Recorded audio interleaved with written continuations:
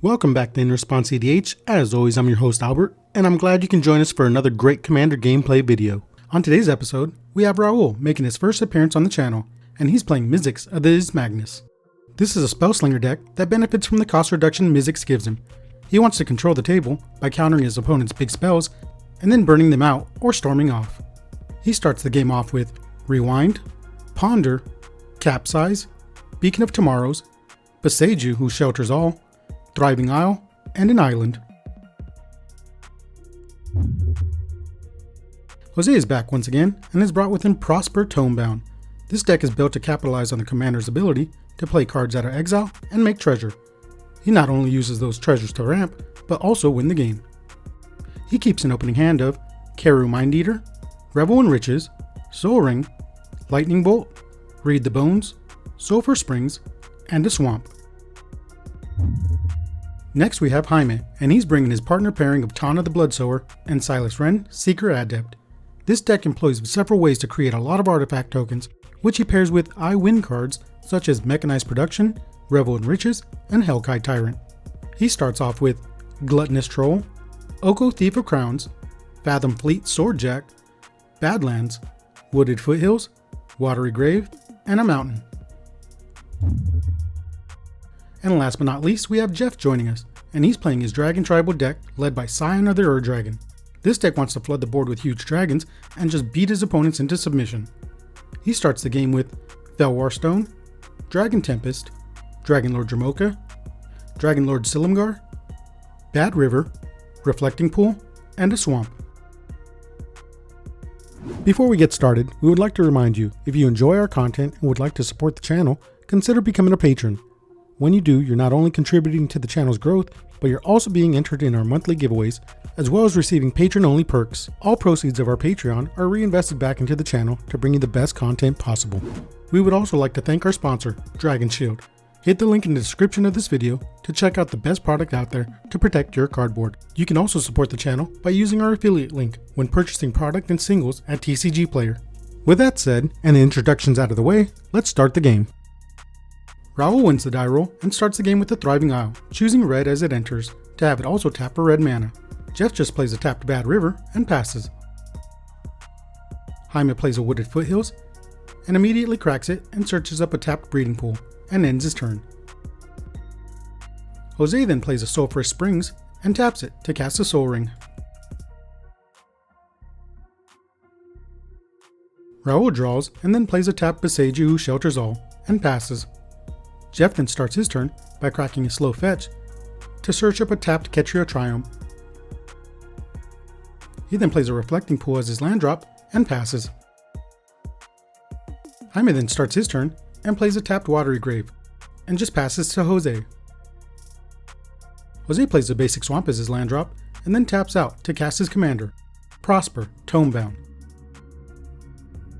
He then moves to his end step and exiles the top card of his library, and reveals a Charcoal Diamond. Raul plays a Mountain, and ᴍᴜ lets him know. What are you thinking, Raul? You're thinking too hard. It's turn 3. After that, Raul just passes the turn. Oh, that's a counter. Jeff then draws and plays a Mountain.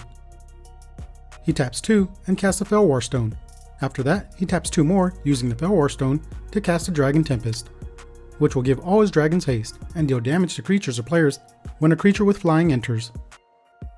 ᴍᴜ then draws and plays a Mountain. He taps out to cast Oko, Thief of Crowns, and chooses to use his first ability to make a food. Jose starts his turn by casting the Charcoal Diamond from exile. And Prosper makes him a treasure. He then plays a Bloodstained Mire and pays a life to crack it in search of a Badlands to the field. After that, he moves to combat and swings Prosper at Oko. On his second main phase, he casts Keru Mindeater. He moves to his end step and Prosper triggers, and exiling a Terminate. Raoul also has a play on Jose's end step and casts a Mystical Tutor, searching up a Chaos Warp and putting it on top of his library.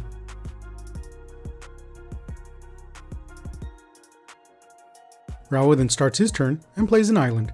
He then taps all 4 mana, paying 2 life to use ᴍᴜᴜᴜ, to cast his commander, Mizzix of the Ismagnus. Jeff then draws for turn and plays a swamp. He pays 1 of each color mana and also casts his commander, Scion of the Ur-Dragon. He does forget about the Dragon Tempest letting him deal damage, but does give it haste. He then goes into combat, choosing to swing the dragon at Oko, dropping him down to 1 loyalty.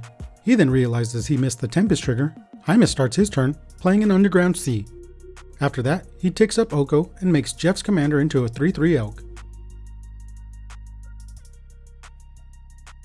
He then follows that up by casting a Gluttonous Troll. When it enters, he makes 3 more food tokens since he has 3 opponents. Jose then draws for turn and plays a tapped Baron Moor as his land drop. He then moves to combat, swinging Prosper at Oko and the Keru Mind Eater at Raoul. When it does damage to Raoul, he exiles a card from his hand, which Jose can then play. After that, he casts the Terminate, targeting Mizzix and making another treasure. I think just no one pays attention to you, man. Jose then moves to his end step and exiles the top card of his library, which is a Foreboding Ruins. You got all the land in the world now. Raoul then draws for turn and taps out, paying another 2 life from ᴍᴜᴜ, to cast Curse of the Swine, where X equals 3, to turn all of Jose and ᴑɪᴱ's creatures into 2/2 boars. Jeff then starts his turn and taps out to cast Dragonlord Silumgar. As Silumgar enters the battlefield, he chooses to steal ᴑɪᴱ's Oko, and assures the table he just wants it to die. So he uses the +1 ability to upgrade the 2/2 boar Raoul is currently drawing into a 3/3 elk.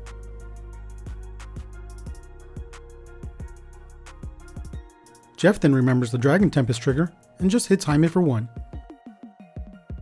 He then moves to combat and swings his elk at ᴑɪᴱ. He decides not to block and just takes 3. ᴑɪᴱ then starts his turn by playing a Frontier Bivouac as his land drop, and then taps the rest of his mana to cast Fathom Fleet Swordjack. With nothing else, he ends his turn. Jose then starts his turn by recasting his commander. He then plays the Foreboding Ruins out of exile and creates another treasure token with Prosper. He then moves to combat and swings the boar at Oko, and can't choose who to swing the elk at. And it I love that elk. hit Raoul for 3 because he loves it so much. Now, can I block for you? Oko dies. What the fuck do y'all have against Oko? He was only good in standard and that's it. Not good anywhere else. Turning my commander into an elk is a big enough problem. That's your own fault. You shouldn't have 3 played to him. you. If you wouldn't have played him, he would have never turned into an elk. After that, he moves to his end step and exiles the top card of his library, revealing a Felwar Stone.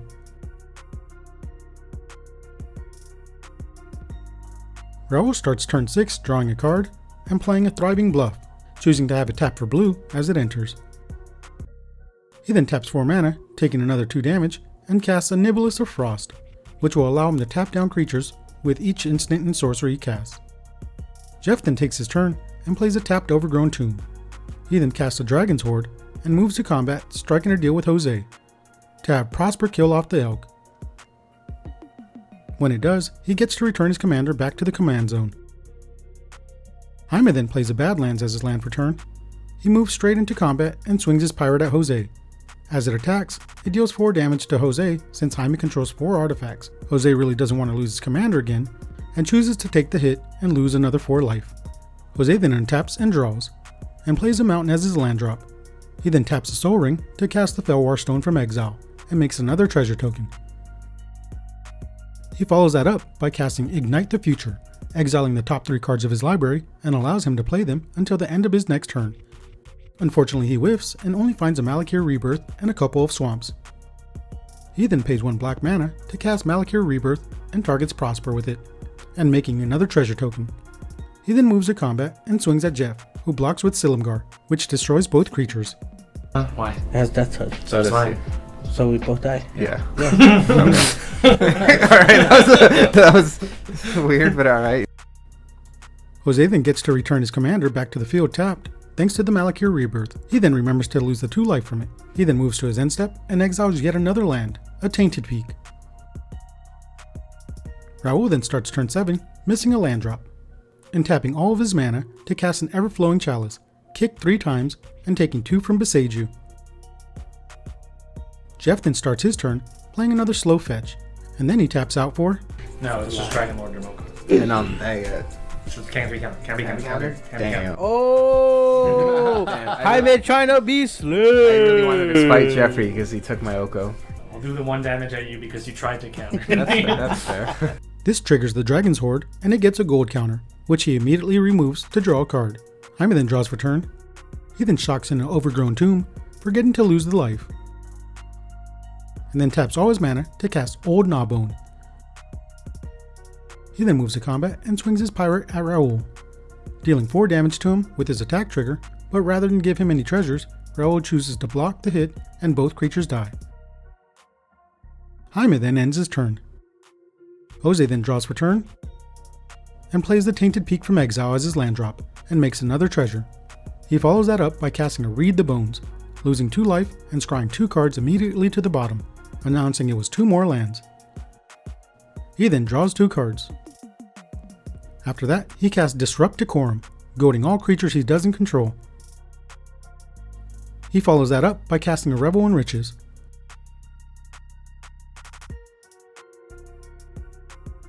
He then moves to combat and swings 5 damage at Raoul. Jose then goes to his end step and exiles a Marionette Master off the top of his library. Raoul starts his turn off by playing a command tower, and decides to just recast his commander, leaving some mana up and passing the turn.